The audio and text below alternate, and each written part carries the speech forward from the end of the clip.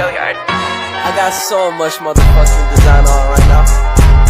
Break it down, bring it back, make it clap. I got 3 old thoughts, new block, where that thing. Bitches on my line, and you know. Assalamualaikum warahmatullahi wabarakatuh. Baik, di sini saya sebagai pemateri pertama dari kelompok 1. Nah, kali ini kami akan membahas materi mengenai kawasan Asia Barat. Kondisi geografis Asia Barat itu sendiri terletak di selatan Eropa Timur. Asia Barat dikelilingi oleh 7 laut, yaitu Laut Aegea, Laut Hitam, Laut Kaspia, Teluk Persia, Laut Arab, Laut Merah, dan Laut Tengah.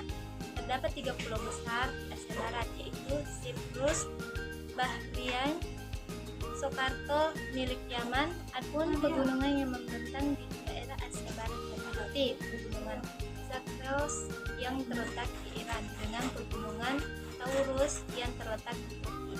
Daerah Asia Barat juga cenderung berburu dan mempunyai potensi tambang yang tinggi. Baik, selanjutnya Asia Barat juga dibagi menjadi 3 bagian utama, yaitu yang pertama Levan Syam. Wilayah ini meliputi Lebanon, Suriah, Yordania, Palestina, Israel, Irak, Turki, dan Report. Yang kedua Semenanjung Arab. Wilayah ini meliputi Arab Saudi, Kuwait, Bahrain, Qatar, Persatuan Emirat Arab, Oman, dan Yaman.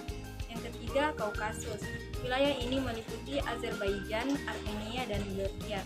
Adapun batas-batas wilayah di Asia Barat, yaitu yang pertama di bagian utara berbatasan dengan pegunungan Kaukasus besar Eropa.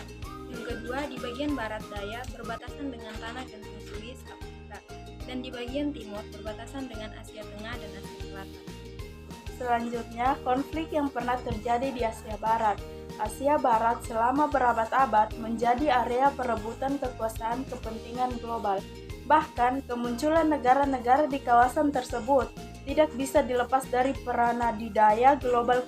Ketika itu, sebagian besar negara kawasan disusun berdasarkan garis besar yang ditentukan oleh imperialis, sehingga muncul krisis utama di dunia, dan krisis baru memiliki akar selama era imperialisme. Baik, selanjutnya konflik yang pernah terjadi di Asia Barat.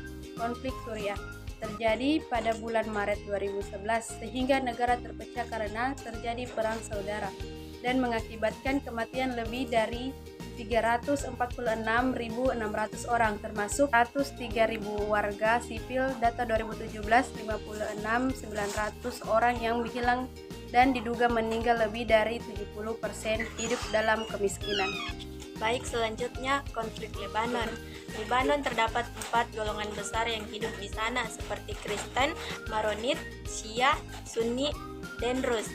Dalam cerita keempat golongan itu berlomba-lomba dalam mendapatkan kekuasaan yang ada di Lebanon. Pada abad ke-20, konflik Lebanon menjadi konflik yang terdahsyat pada kala itu, dan konflik itu masih berjalan hingga sekarang. Selanjutnya konflik Israel-Palestina. Konflik ini dimulai setelah Perang Dunia Kedua, ketika masyarakat Israel Yahudi berpikir untuk memiliki negara sendiri. Menurut sejarah, mereka keluar dari tanah Israel setelah Perang Salib karena dituduh pro-Kristen oleh tentara Islam, yang kemudian ditinggali oleh orang-orang Filistin atau Palestina. Baik, selanjutnya awal konflik Israel-Palestina. Pada 15 Mei 1948, para pemuka Yahudi mendeklarasikan pembentukan negara Israel.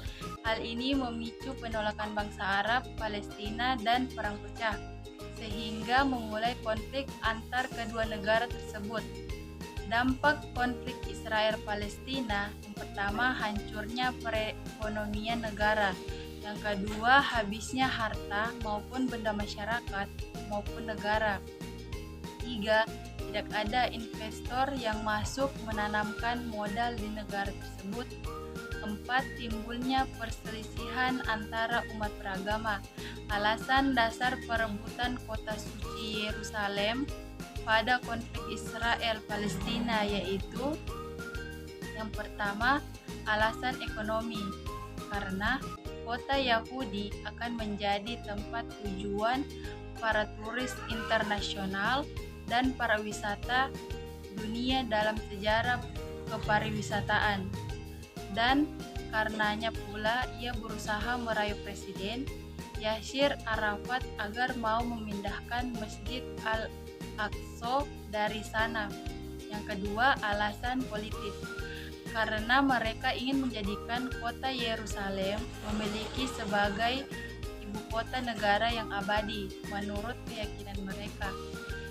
Yang dari sanalah mereka akan menyusuai seluruh wilayah sekitarnya. Yang ketiga, alasan historis. Karena dengan merebut kota suci Yerusalem, mereka akan menguasai seluruh barang bersejarah umat Islam dan Kristen di kota tersebut. Dan itu merupakan kemenangan budaya Barat atau budaya Arab Islam.